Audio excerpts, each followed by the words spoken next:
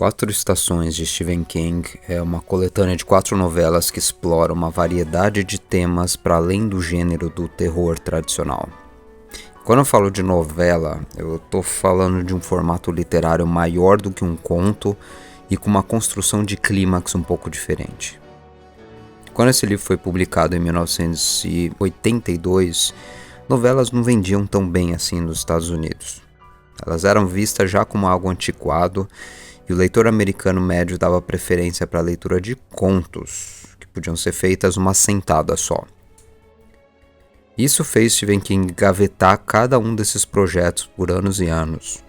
Ele só conseguiu lançá-los dentro de uma coletânea que chamou de Different Seasons, quando já tinha se tornado escritor consagrado. E esse livro marcou uma mudança de rumos dentro da sua obra. Foi a tentativa de mostrar sua capacidade de escrever narrativas convincentes fora do gênero do terror físico ou do horror psicológico. E a coletânea tem importância para fãs do King, também porque traz 3 textos que mais tarde se tornariam filmes extremamente bem-sucedidos. Um Sonho de Liberdade, O Aprendiz e Conta Comigo. E depois eu falo um pouco desses filmes. Mas vamos começar a pensar no projeto de Different Seasons como um todo, que a editora Suma optou por traduzir como 4 estações. Cada novela é tematicamente ligada a uma estação do ano e simboliza diferentes fases da vida das pessoas. Então você tem, por exemplo, Fall from Innocence, que é a novela da qual a gente já falou no primeiro episódio dessa série, O Corpo. Ela é um texto lindão sobre meninos vivendo uma passagem para a adolescência e para as obrigações do mundo dos adultos, descobrindo pela última vez que nunca mais voltariam a ter amizades tão fortes e incondicionais dali pra frente, enquanto se aventuram para ver o cadáver de um menino que, diz o boato, foi atropelado por um trem. E menções a Castle Rock são poucas e muito fugazes nesse livro, mas a gente vê um avanço no tema, como se forma uma personalidade psicótica, que é algo que foi muito explorado na figura do estrangulador de Castle Rock e reaproveitada em uma das histórias sobre as quais eu vou falar aqui, onde a gente tem um moleque desregulado da cabeça que é fascinado por histórias da Segunda Guerra Mundial e que vai longe demais no seu fascínio por relatos de tortura dos nazistas. Outra grande contribuição do King foi a penitenciária de Shawshank, a penitenciária americana por excelência, que expele criminosos piores do que as pessoas que entraram, onde ele faz uma espécie de crítica às instituições prisionais e continua a crítica da polícia de um livro como Zona Morta. Então, eu lamento desapontar vocês, mas esse não é um livro sobre Castle Rock. Eu resolvi fazer esse episódio um pouco menor para mostrar desenvolvimentos de temas dentro do imaginário de Stephen King, e uma vez que ele lançou esse livro em 82, quase tudo que escreveu virou filme. Então aqui também sua obra molda certas tendências do cinema de suspense e de terror, cuja repercussão para a cultura atual são difíceis de mensurar.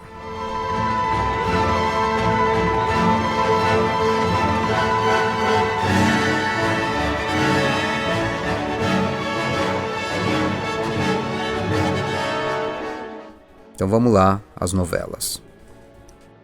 A número 1 tem o título de Rita Hayworth e a Redenção de Shawshank, subtítulo Primavera Eterna. Rita Hayworth foi uma sex symbol do cinema de Hollywood quando eu e a maioria de vocês nem tinha nascido. Ela figura o pôster que um presidiário cola na parede da sua cela para ocultar um buraco. E esse é o buraco que ele cava por anos para, por fim, fugir daquele lugar. Então essa é uma história de suspense, de fuga de presídio, mas que acaba trazendo vários outros temas tradicionais da literatura. A primeira personagem central aqui é Andy Dufresne, um banqueiro que foi condenado pelo assassinato da esposa e de seu amante. A segunda é Red, um detento da velha guarda que se torna amigo do Andy e narra a história do começo ao fim. E é ele quem nos coloca em contato com Shawshank, um presídio situado no estado do Maine que é controlado pelos administradores e carcereiros mais desgraçadamente corruptos e cruéis que você consegue imaginar. Todo fã de longa data de Stephen King ouviu falar de Shawshank em algum canto porque esse é um daqueles espaços especiais que ele reserva como laboratório da perversão humana. Então, quem viu o seriado Castle Rock da Hulu se deparou com essa penitenciária nos anos 90. Cada carcereiro do alto escalão que se aprofunda demais nos segredos do presídio acaba pirando. A maioria comete suicídio ou larga o emprego, e eles praticamente desistem de toda esperança na espécie humana após ver o que acontece em Shawshank. Então, o mal que assola a cidade de Castle Rock, no Maine, está diretamente ligado ao que acontece em Shawshank, segundo uma personagem desse seriado. E a Shawshank com a qual a gente se depara na novela de 82 é um primeiro esboço que o King fez desse presídio. Ele vai desenvolver ele bem ainda. Ela não esconde aqui ainda nada de paranormal, mas nem por isso deixa de ser um espaço absurdo. O chefe da administração é um cristão fanático chamado Samuel Norton, uma personagem mais maligna do que a maioria dos assassinos e estupradores encerrados naquele espaço. Sua maior inovação como cabeça de nossa contente família foi assegurar que cada prisioneiro ingressante tivesse um novo testamento. E a sua administração é arcaica. Durante a narrativa a gente vê ele mandando pessoas para a solitária por semanas a fio por puro capricho e praticando atos de corrupção e desvio de fundos públicos sem qualquer peso na consciência. E isso ele faz através de outros. Ele usa um capacho chamado Byron Hadley para fazer o serviço sujo de bater nos presos, e quando ele descobre os talentos de Andy Dufresne, ele usa o cara para fazer a contabilidade do presídio e ajudar a desviar dinheiro do governo para a manutenção da instituição para o seu próprio bolso. E o Andy é um caso interessante desde o início, porque ele é um cara frio e calculista. Ele não parece saber transitar direito pelo mundo social, apesar de ser uma pessoa decente.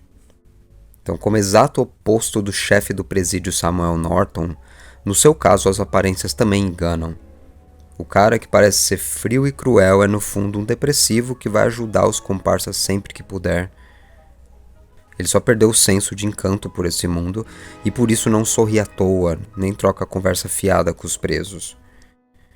Ele começa na narrativa como um marido traído, que é rendido pela polícia já bêbado e próximo à cena do crime em que sua esposa e o amante dela estão alvejados.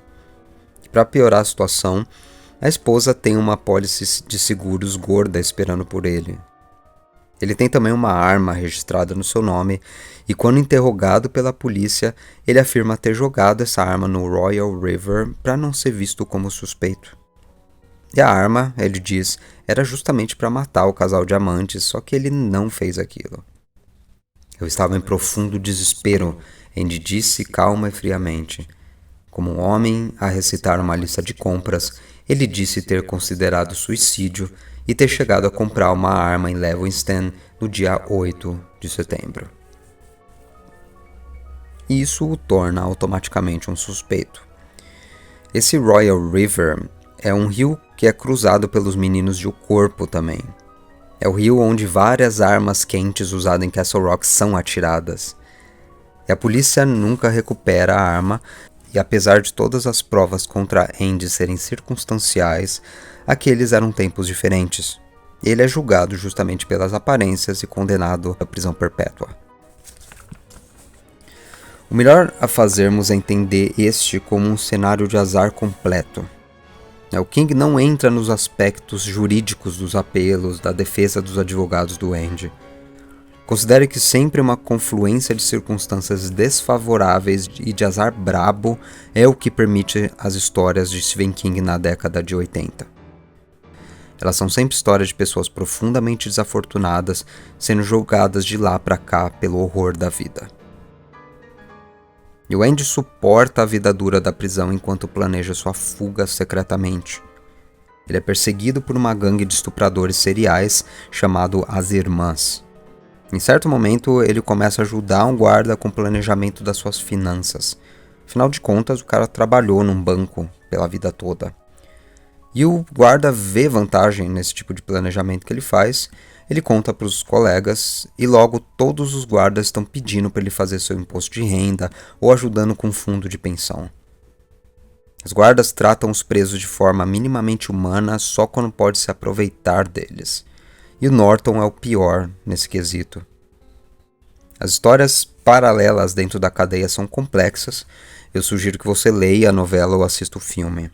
Mas em uma, por exemplo, descobrem quem foi o assassino verdadeiro da esposa de Andy. Ele compartilha isso com o administrador prisional e isso leva o cara ao seguinte dilema. Se eu ajudo esse camarada a provar sua inocência, ele levará para fora meu maior segredo, o de que eu sou um administrador corrupto de fundos públicos.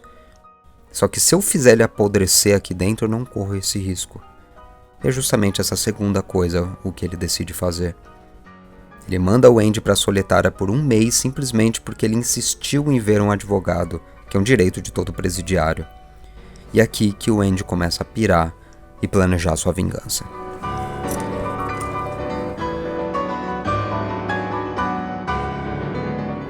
Dois grandes filmes de Hollywood dos anos 90 saíram deste único livro. Um chegou ao Brasil como um título de Um Sonho de Liberdade, de 1994, e trouxe um papel muito importante para o Morgan Freeman e para o Tim Robbins. A Morgan Freeman fez Red, o melhor amigo do Andy e o narrador da história de sua redenção. E esse é um dispositivo narrativo clássico do cinema que o Stephen King está usando para a literatura aqui.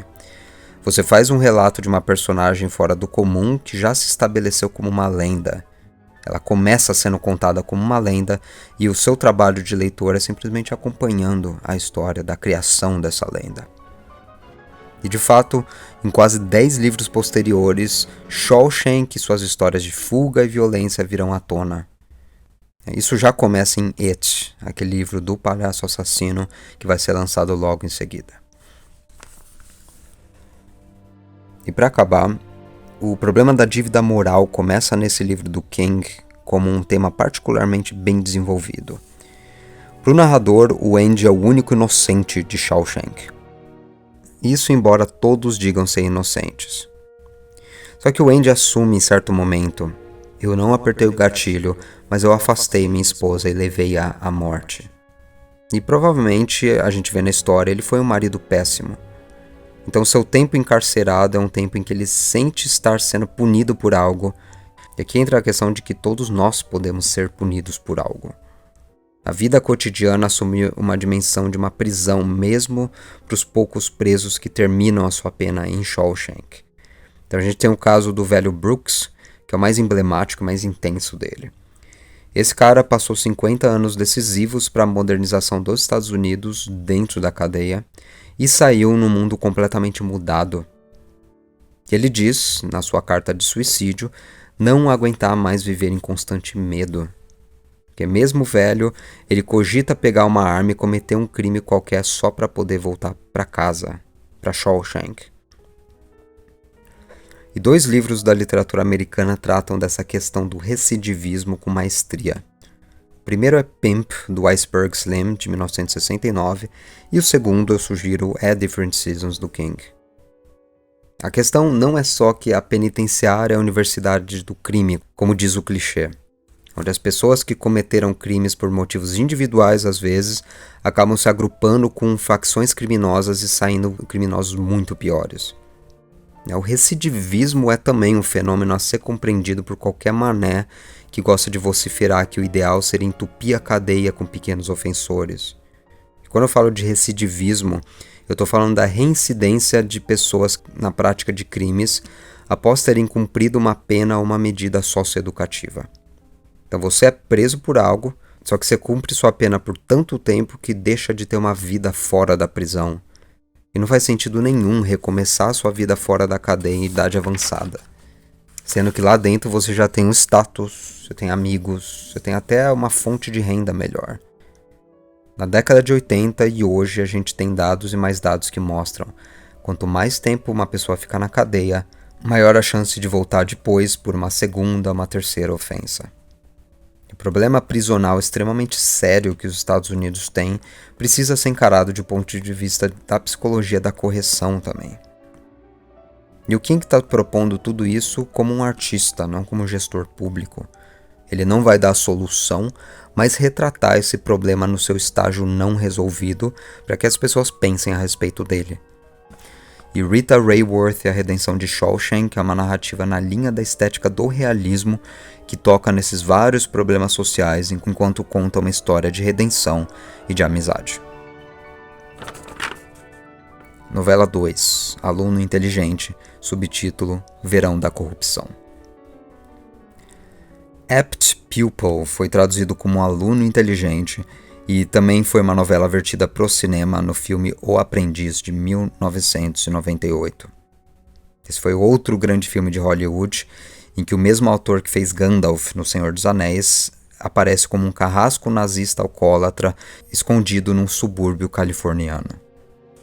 E esse é Arthur Denker, nome falso de Kurt Dusander, um criminoso de guerra ainda procurado pelo Estado de Israel e pela comunidade internacional por seus crimes.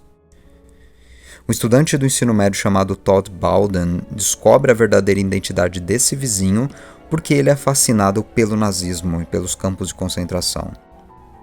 Em vez de denunciá-lo, ele chantageia o velho para que ele conte suas histórias sombrias para o Holocausto. Ele absorve essas histórias com admiração, porque ele próprio é uma versão em miniatura de alguém que facilmente viraria um carrasco se tivesse chance. O Todd é um playboy valentão típico do universo de Stephen King. Ele é um cara de boa aparência, ele tem uma família abastada, ele tem bom desempenho nos esportes e nenhum pingo de compaixão por outros seres humanos. Ele é um psicopata em treinamento, digamos, naquele ambiente que ele pode fazer tudo o que tem vontade de fazer. Eu vou citar a partir do capítulo 21, uma cena em que o Todd está dando uns amassos com uma menina, e o desprezo profundo que ele sente por mulheres é algo que se estende mais tarde por toda a humanidade e dá uma ideia boa de como é a sua personalidade. Beijar seus lábios era como beijar um fígado quente, mas cru. Ter a língua dela em sua boca só o fazia se perguntar que tipo de germes ela estaria carregando, e às vezes ele achava poder sentir o cheiro de suas obturações, um odor metálico desagradável como cromo. Seus seios eram sacos de carne, não mais do que isso. Todd tinha transado com ela mais 2 vezes antes do ataque cardíaco de Dusander. Cada vez ele tinha mais problemas para ficar ereto. Em ambos os casos, ele finalmente conseguiu, valendo-se de uma fantasia em que ela estaria nua na frente de todos seus amigos chorando. E ele começa a descrever umas torturas e coisas que ele falaria para ela. E os dois, o velho nazi e o moleque pirado, viram uma espécie de amigos. A história acaba com mais violência e assassinato, e eu vou deixar vocês lerem ou assistirem no filme O Aprendiz. Só considere que o filme acaba bem pro Todd. O desfecho do livro é bem diferente e muito mais violento, então leia o capítulo 30 do livro se quiser ver como King imaginou o final de Todd Bowden. Eu não vou falar sobre o método respiratório, que tem como subtítulo Um Conto de Inverno, porque ele não tem qualquer relação com Castle Rock e com temas anteriores que a gente tratou aqui. O corpo, como mencionei, está com o link nos cards, porque eu dediquei o episódio inteiro só sobre ele. E para resumir 4 estações, embora cada novela seja distinta em seu estilo e narrativa, elas acabam compartilhando temas subjacentes de resistência humana, dilemas morais e transformação frente ao horror da vida. E a exploração de diferentes estilos narrativos em 4 estações mostra uma amplitude literária do Stephen King e a sua capacidade de abordar temas para além do horror. E acaba consolidando sua posição como um mestre contador de histórias, vamos dizer, em diversos gêneros. Eu vou deixar uma tradução breve do pós-fácil desse livro para mostrar esse momento como um momento de amadurecimento da sua obra. Então, sem mais, seguem-se trechos do pós-fácil da edição de 1983, relevantes para o nosso estudo. Pós-fácil. Embora de onde você tira suas ideias seja a questão que mais me fazem, a que se segue é sem dúvida a seguinte: horror é tudo que você escreve? Quando eu digo que não, é difícil dizer se meu inquiridor parece ficar aliviado ou desapontado. Pouco antes da publicação de Carrie, meu primeiro romance, recebi uma carta do meu editor Bill Thompson sugerindo que estava na hora de pensar sobre o que iríamos fazer em seguida. E pode parecer estranha essa coisa de pensar sobre o próximo livro antes de ter o primeiro lançado, mas já que a agenda de pré-publicação de um romance é quase tão longa quanto a de pós-produção de um filme, estávamos convivendo com Carrie por um longo período, aproximadamente um ano. Imediatamente enviei a Bill os manuscritos de 2 romances, um chamado Blaze e o outro chamado Second Coming. Ele leu os 2 pelas próximas semanas e foi para Nova York do Maine para celebrar a publicação de Carrie e conversar sobre qual dos 2 livros deveriam ser os próximos, ou se nenhum deles deveria ser o próximo. É que se você fizer um livro sobre vampiros em seguida de um livro sobre uma garota que move as coisas com os poderes da mente, você vai ficar marcado, ele disse. Marcado? Perguntei, honestamente perplexo. Não podia ver a semelhança em se falar sobre vampiros e telecinese. Marcado como o quê? Como escritor de horror, ele disse, relutantemente rígido. Ah, então eu disse aliviado. Então é isso. Aguarde uns anos, ele disse, e me diga se isso não é pouco. Bill, disse eu, surpreso. Ninguém consegue fazer carreira nos Estados Unidos da América escrevendo só histórias de horror. Lovecraft passou fome em Providence. Bloch abriu mão do horror em prol de romances de suspense e paródias inauditas. O Exorcista foi uma tentativa única. Você verá. A iluminação se alterou. Bill me deu um tapinha no ombro. Acho que você será muito bem sucedido, ele disse, mas não acredito que você sabe o cacete que está dizendo. No final das contas, era possível ter uma carreira escrevendo histórias de horror na América. Nunca voltamos a ter essa discussão. Bill ainda está editando e eu ainda estou escrevendo histórias de horror e nenhum de nós está passando por um analista. É um bom negócio. Então eu fiquei marcado e eu não ligo muito. Afinal, eu sou fiel às minhas origens, na maioria do tempo. Mas horror é tudo que eu escrevo? Se você leu as histórias lá atrás, você sabe que não é o caso. Embora elementos de horror possam ser encontrados em todos os contos, não só em um método respiratório. Cada uma dessas histórias relativamente longas foi escrita imediatamente após eu completar um romance. É como se eu terminasse um longo projeto com combustível suficiente para gastar em uma novela de extensão razoável. O Corpo, a história mais antiga aqui, foi escrita logo depois de Salem's Lot. A Luna Inteligente foi escrita em um período de 2 semanas seguindo o término de O Iluminado. Em seguida eu não escrevi nada por 3 meses porque eu estava empapuçado. Rita Hayworth, A Redenção de Shawshank, foi escrita após o término de Zona Morta e O Método Respiratório, a história mais recentemente redigida delas, logo após A Incendiária. Nenhuma tinha sido publicada previamente ao presente volume. Nenhuma tinha sequer sido submetida para publicação. E por quê? Porque cada uma tem de 25 a 35 mil palavras. E eu vou te dizer, 25 a 35 mil palavras são números aptos a fazer mesmo o escritor mais casca-grossa ter calafrios e tremer nas bases. Não há qualquer definição rígida sobre o que seja uma novela ou um conto, ao menos não em termos de contagem de palavras. Nem deveria haver. Mas quando o escritor se aproxima da marca de 20 mil palavras, ele sabe estar ultrapassando as fronteiras do conto. Do mesmo modo, quando ele ultrapassa a marca de 40 mil palavras, ele está pulando para o lado de lá do país do romance. Então, por fim, decidi ir conferir se a Viking, a editora das minhas capaduras, e a New American Library, a editora das minhas brochuras, gostariam de ter um livro com histórias sobre uma fuga de prisão em comum, sobre um velho e um menino presos em um relacionamento tétrico pautado em parasitismo mútuo, um quarteto de garotos do interior em uma jornada de descobrimento e uma história de horror capenga sobre uma jovem mulher decidida a parir sua criança, custasse o que custar. Os editores disseram, ok. Eu estava conversando com meu editor cerca de 1 ano atrás. O que você acha de um livro com 4 novelas? A maioria delas um tipo de histórias comuns. O que acha disso? Novelas? Histórias longas, você quer dizer? É isso aí, eu disse. E chamaremos o livro de algo como Different Seasons, Assim as pessoas saberão que não se trata de vampiros, de hotéis assombrados ou qualquer coisa do tipo.